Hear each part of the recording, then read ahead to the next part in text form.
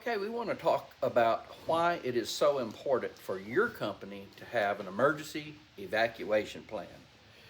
First of all, emergency evacuation plans are required by OSHA. You must have them. And also, another thing about emergencies, it's never an emergency until it happens to you. How many emergencies can there possibly be? There's many. Fire, one of the primary ones, tornado, earthquake, heavy rains and flooding, even workplace violence in this day and age. So yes, you have to have an emergency evacuation plan. All exits have to be kept clear 24/7, 365.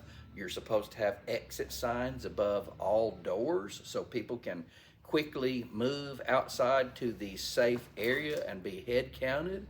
If it's a tornado or something where you have to shelter in place, you're supposed to have those areas labeled and train your people where their designated rally point is, whether it's indoors for tornadoes or outdoors for fires.